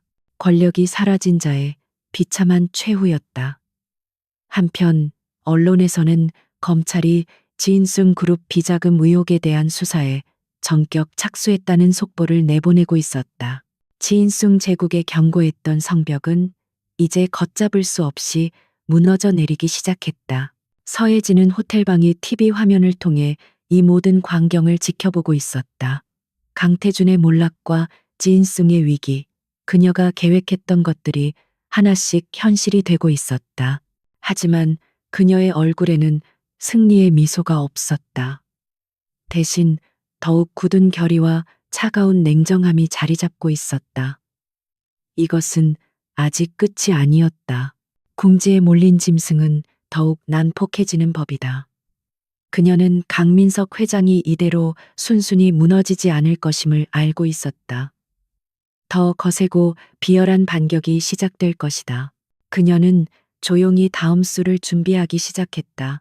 제인숭 그룹을 향한 검찰의 수사망이 좁혀오자 강민석 회장은 마침내 이빨을 드러냈다. 법과 여론이라는 정상적인 게임의 규칙이 자신에게 불리하게 돌아가자 그는 수십 년간 자신의 왕국을 세우고 지켜온 낮고 야만적인 방식을 꺼내 들었다. 그것은 돈과 폭력으로 상대를 굴복시키는 어둠의 방식이었다. 그의 눈에는 더 이상 이성적인 경영자의 모습이 남아있지 않았다. 왕좌를 잃을 위기에 처한 늙은 사자의 잔혹함만이 번뜩였다. 그의 첫 번째 목표는 배신자들을 향한 무자비한 응징이었다. 그는 자신이 동원할 수 있는 모든 불법적인 수단을 이용해 서혜진의 동맹들을 압박하기 시작했다. 시골의 은신에 있던 최영환 부장의 집에는 밤마다 낯선 사내들이 찾아와 문을 두드리고 돌을 던졌다. 그의 자녀들에게는 의문의 전화가 걸려와 섬뜩한 협박을 해댔다. 그의 평화로운 노년은 순식간에 공포의 지옥으로 변했다. 회사에 남아있던 김민지 대리는 조작된 혐의로 하루아침에 해고당했다. 회사는 그녀를 회사 기밀 유출 혐의자로 몰아 동종 업계에 재취업할 수 없도록 손을 써놓았다. 그녀의 집에는 누군가 침입해 모든 것을 부수고 어지럽혔다. 물리적인 폭력은 없었지만 언제든 더한 일이 벌어질 수 있다는 명백한 경고였다. 그녀는 매일 밤 불안에 떨며 잠을 이루지 못했다. 이동욱 변호사의 사무실 역시 공격을 피하지 못했다.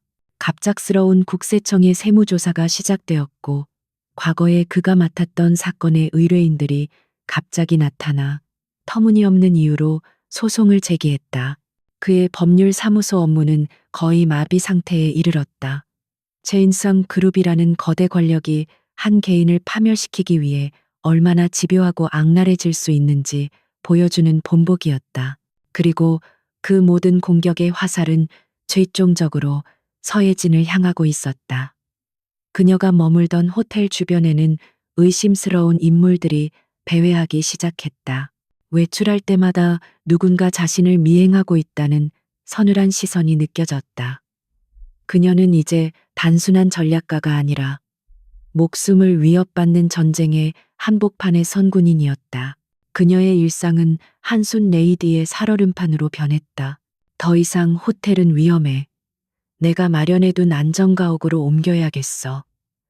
놈들은 이제 무슨 짓이든 할 거야. 이동욱은 심각한 얼굴로 말했다. 그의 얼굴에도 피로와 긴장이 역력했다.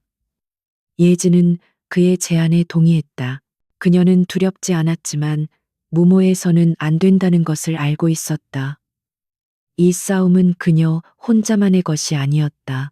그녀가 무너지면 그녀를 믿고 모든 것을 건 동맹들마저 위험에 빠지게 될 터였다.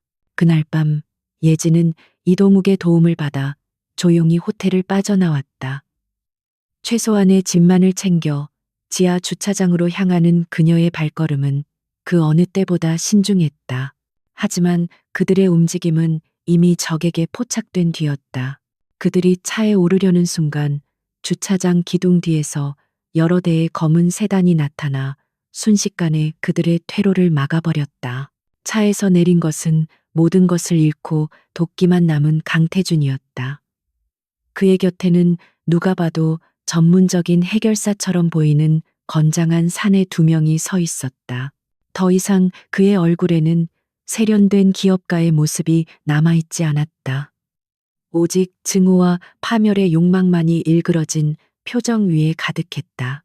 이것은 그들의 이혼 후 첫 대면이었지만 재회라고 부를 수는 없는 삭막한 순간이었다. 서예진, 네가 감히 이런 짓을 벌일 줄은 몰랐군. 네가 내 인생을, 우리 가족을 전부 망쳐놨어. 대체 원하는 게 뭐야? 강태준의 목소리는 분노로 떨리고 있었다.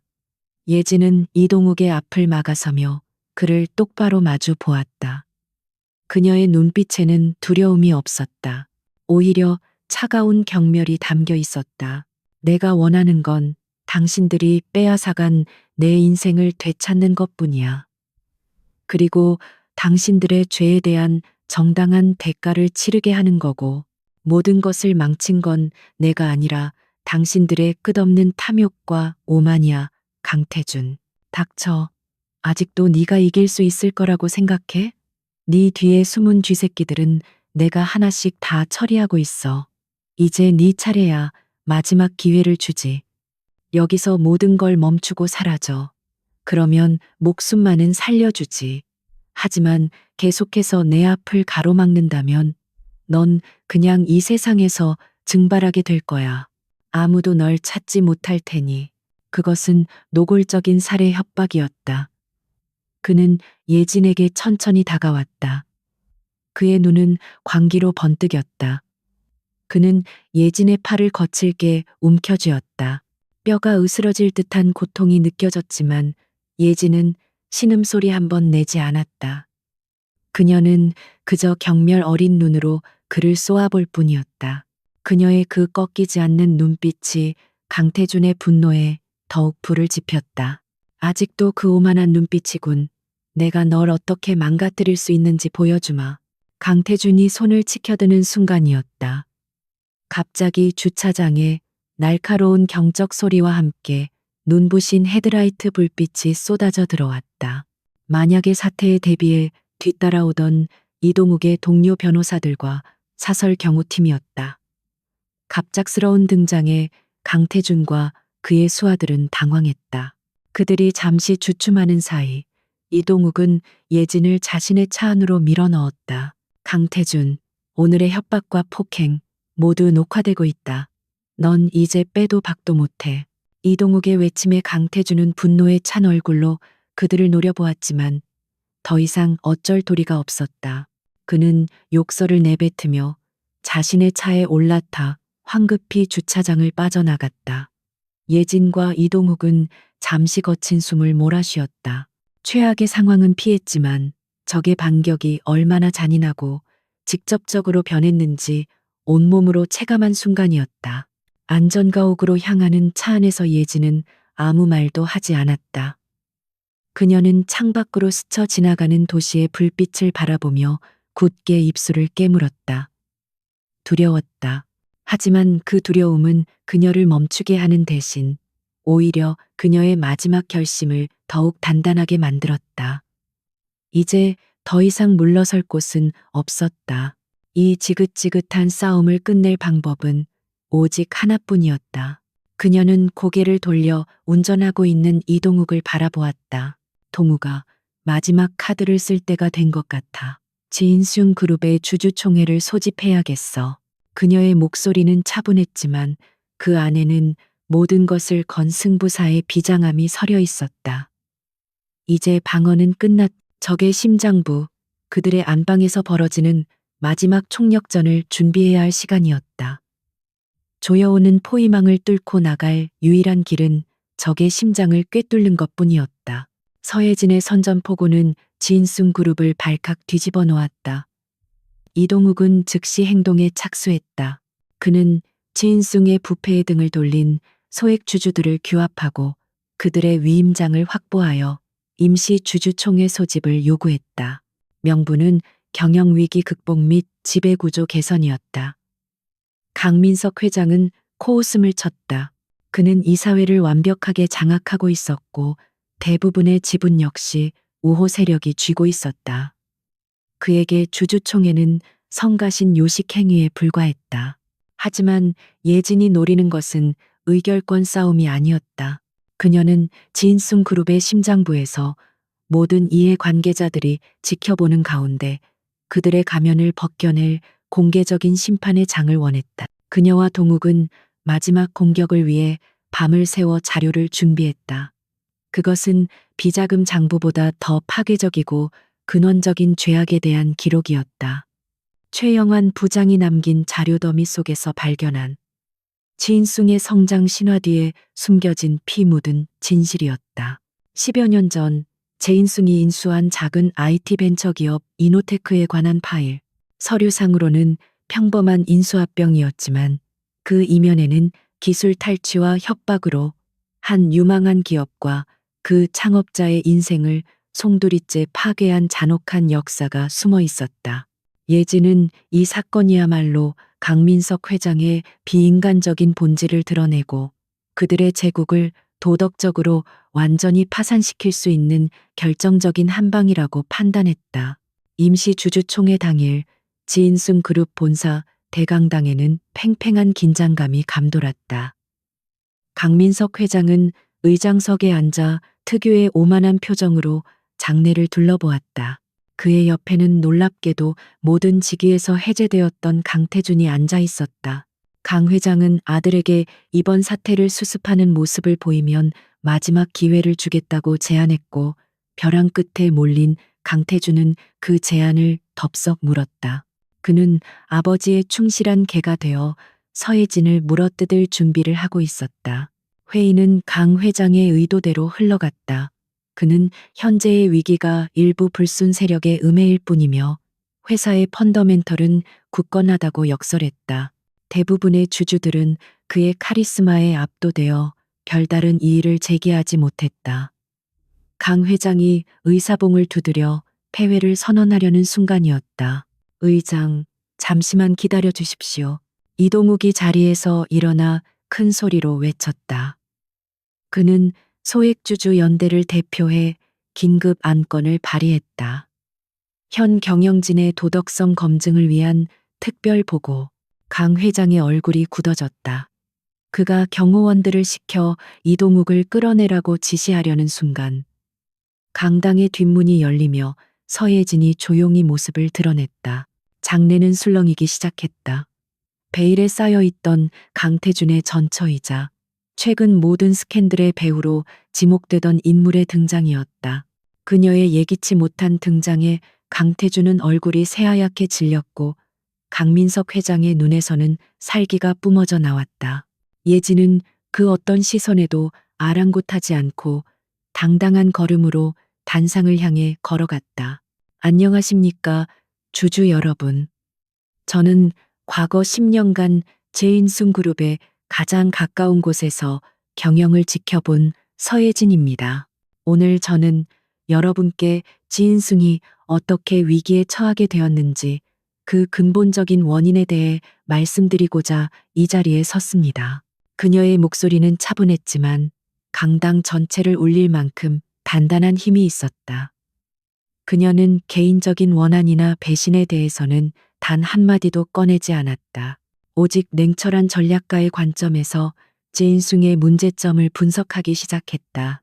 그녀는 스크린에 비자금 흐름도를 띄우며 이것이 어떻게 회사의 재무 건전성을 악화시키고 주주들의 가치를 훼손했는지 논리적으로 설명했다. 이 모든 것은 날조된 자료입니다. 저 여자는 개인적인 앙심을 품고 회사를 무너뜨리려는 겁니다. 강태준이 자리에서 벌떡 일어나 소리쳤다. 하지만 그의 외침은 오히려 주주들의 의심에 불을 지폈다. 예지는 그의 반응을 예상했다는 듯 다음 자료를 화면에 띄웠다. 이노테크의 로고였다. 그렇다면 이 기업을 기억하십니까? 지인숭의 혁신적인 모바일 보안 시스템의 기반 기술을 제공한 회사입니다. 지인숭은 이 회사를 성공적으로 인수하여 그룹의 새로운 성장 동력을 마련했다고 홍보해 왔습니다. 하지만 진실은 다릅니다. 예진은 지인송이 이노테크의 기술을 훔치기 위해 산업 스파이를 심고 핵심 개발자들을 협박했으며 결국 부당한 방식으로 회사를 강탈했다는 증거들을 하나씩 제시했다. 그녀는 의도적으로 기술 탈취의 마지막 과정, 즉 핵심 소스 코드가 담긴 서버 데이터가 어떻게 이전되었는지에 대한 기술적인 부분을 살짝 모호하게 설명했다. 그것은 강태준을 향해 던진 덫이었다. 아니나 다를까 강태준은 자신의 지식을 과시하며 실수를 바로잡아야 한다는 강박에 사로잡혔다. 그는 자신이 이 더러운 일의 실무 책임자였기에 누구보다 잘 안다고 생각했다. 그는 예진의 말을 끊고 의기양양하게 외쳤다. 그 설명은 틀렸어. 마지막 데이터 이전은 스위스 서버가 아니라 케이맨 제도의 페이퍼 컴퍼니 서버를 통해 이루어졌다. 로그 기록을 완벽하게 삭제하기 위해서였지. 그런 기본적인 사실관계도 모르면서 그가 말을 멈추었을 때 강당에는 섬뜩한 정적이 흘렀다. 강태준은 자신이 무슨 말을 했는지 뒤늦게 깨달았다. 그는 제인송 그룹의 모든 주주들과 언론 앞에서 자신들이 증거인멸을 포함한 범죄 행위를 저질렀음을 스스로 자백한 셈이었다. 이동욱의 법무팀이 설치한 카메라가 그의 발언을 하나도 빠짐없이 녹화하고 있었다. 강민석 회장의 얼굴은 절망으로 일그러졌다. 예진은 그를 향해 일말의 동정심도 없는 차가운 시선을 보낸 뒤 마지막 일격을 가했다. 그녀는 스크린에 이노테크의 창업자였던 고 김진우 사장의 사진을 띄웠다. 강태준 씨의 친절한 설명 덕분에 모든 진실이 명확해졌군요. 지인승은 김진우 사장에게서 모든 것을 빼앗았습니다. 그의 꿈, 그의 기술, 그리고 그의 삶까지도요. 예진은 김진우 사장이 남긴 유서의 일부를 공개했다. 유서에는 강민석 회장의 이름이 선명하게 적혀 있었다. 그리고 마지막으로 그녀는 김 사장이 죽기 직전 강민석 회장과의 대화를 몰래 녹음했던 음성 파일을 재생했다. 김 사장, 세상이 그렇게 만만한 줄 알아? 지져봐야 아무도 안 들어줘. 내 기술은 이제 내 거야. 넌 그냥 쥐도 새도 모르게 사라지면 되는 거고. 강민석 회장의 오만하고 잔인한 목소리가 강당 전체에 울려 퍼졌다. 그것은 그 어떤 증거보다도 강력한 빼도 박도 못할 범죄의 낙인이었다. 주주들은 경악과 분노로 술렁이기 시작했고 강당은 순식간에 아수라장으로 변했다. 밖에서 대기하던 기자들이 본물처럼 밀려들어와 카메라 플래시를 터뜨렸다. 강민석 회장은 하얗게 질린 얼굴로 의자에 주저앉았다. 평생을 바쳐 쌓아 올린 그의 제국이 그가 가장 경멸하고 무시했던 여자와 자신의 어리석은 아들로 인해 한순간에 무너져 내리고 있었다. 강태준은 멍하니 단상 위를 바라보며 자신이 돌이킬 수 없는 실수를 저질렀음을 깨달았다. 모든 것이 끝났다. 서예진의 마지막 도박은 완벽한 승리로 막을 내렸다. 주주총회에서 벌어진 폭로는 진숭 제국에 내려진 사망 선고와 같았다. 강민석 회장과 강태준의 범죄 행위는 모든 언론을 통해 생중계되었고 대중의 분노는 들끓었다. 검찰은 더 이상 지체할 이유가 없었다. 바로 다음 날 새벽 강 씨 부자는 자택에서 전격 체포되었다. 평생을 군림해온 그들의 마지막 모습은 카메라 플래시 속에서 초라하고 비참했다. 한때 대한민국 재계를 호령했던 제왕의 시대는 그렇게 막을 내렸다. 재판은 신속하게 진행되었다. 서예진과 그녀의 동맹들이 제공한 증거는 너무나도 명백하고 압도적이었다. 지인승이 고용한 초호화 변호인단조차 그들의 죄를 덮을 수는 없었다. 법정에서 강태준은 모든 죄를 아버지에게 떠넘기려 했고 강민석은 아들의 무능함을 탓하며 서로를 물어뜯었다. 그들의 추악한 모습은 마지막 남은 동정심마저 사라지게 만들었다. 결국 법원은 강민석 회장에게 무기징역을, 강태준에게는 징역 30년을 선고했다. 지인승그룹은 존폐의 기로에 섰다. 주가는 휴지 조각이 되었고 소비자들은 등을 돌렸다. 하지만 그룹이 완전히 해체되는 것은 수만 명의 직원과 협력업체의 생계가 걸린 문제였다. 결국 법정 관리 하에 대대적인 구조조정이 시작되었다. 강씨 일가는 경영에서 영원히 축출되었고 부패한 이사진은 모두 교체되었다. 그 빈자리에는 전문 경영인과 시민단체가 추천한 사회이사들이 들어섰다. 새롭게 태어난 지윤송 그룹은 과거의 오점을 씻기 위해 노력했다. 그 첫 번째 조치는 내부 고발자들의 복권이었다. 최영환 부장은 명예롭게 정년 퇴임식을 치렀고 회사의 윤리 경영 고문으로 위촉되었다. 김민지 대리는 마케팅팀 팀장으로 승진하며 자신의 능력을 마음껏 펼칠 기회를 얻었다. 회사는 그녀가 강태준에게 빼앗겼던 프로젝트를 다시 그녀에게 맡겼다. 지인승은 길고 고통스러운 자정의 과정을 거쳐 느리지만 올바른 방향으로 나아가기 시작했다. 모든 폭풍이 지나간 뒤 서예진에게는 수많은 스포트라이트가 쏟아졌다. 거대악을 무너뜨린 영웅, 비범한 전략가, 여러 대기업에서 그녀에게 파격적인 조건으로 임원직을 제안했다. 새롭게 개편된 지인송 그룹 역시 그녀에게 최고 전략 책임자 CSO 자리를 제안하며 과거의 잘못을 사죄했다. 하지만 예진은 그 모든 제안을 정중히 거절했다. 저는 더 이상 그들처럼 살고 싶지 않아요.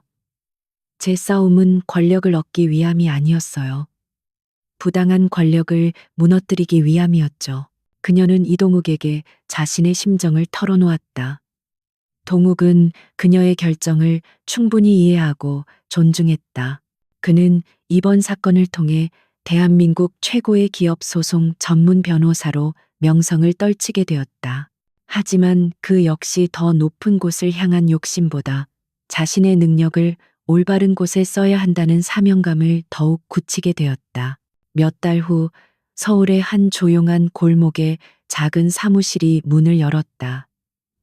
간판에는 YJ 전략 컨설팅이라는 이름이 단정하게 적혀 있었다. 서예진이 자신의 이름으로 연 첫 번째 사업이었다. 그녀는 자신의 비범한 재능을 더 이상 한 남자의 성공을 위해서나 거대 기업의 이익을 위해 사용하지 않기로 했다. 그녀의 고객은 거대 자본의 횡포에 시달리는 중소기업, 자신의 아이디어를 뺏길 위기에 처한 스타트업, 그리고 법의 보호를 받지 못하는 사회적 약자들이었다.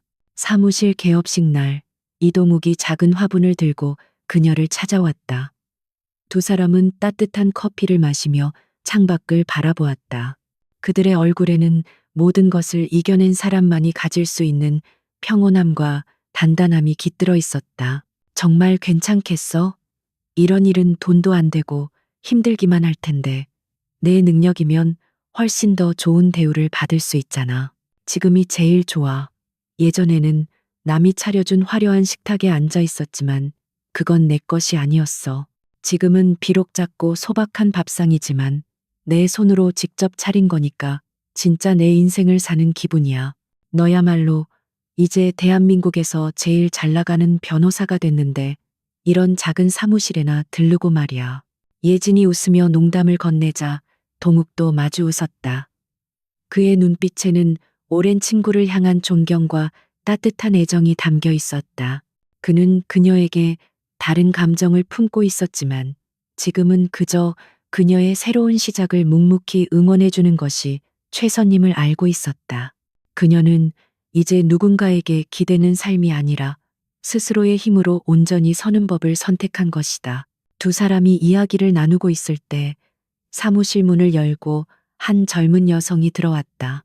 잔뜩 긴장한 얼굴의 그녀는 자신이 개발한 신기술을 대기업에 뺏길 위기에 처했다며 예진에게 도움을 구하기 위해 찾아온 참이었다. 예진은 그녀를 보며 과거 자신의 모습을 떠올렸다. 그녀는 따뜻한 미소로 여성을 맞이하며 상담실로 안내했다. 이동욱은 조용히 자리에서 일어나 사무실을 나섰다.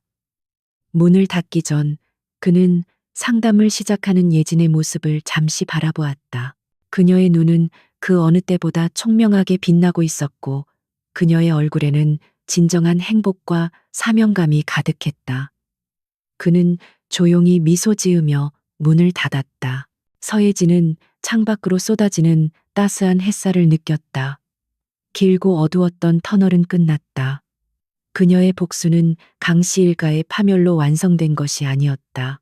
그들의 폐허 위에서 절망하는 대신 새로운 희망의 씨앗을 심고 자신의 인생을 스스로 가꾸어 나가는 것.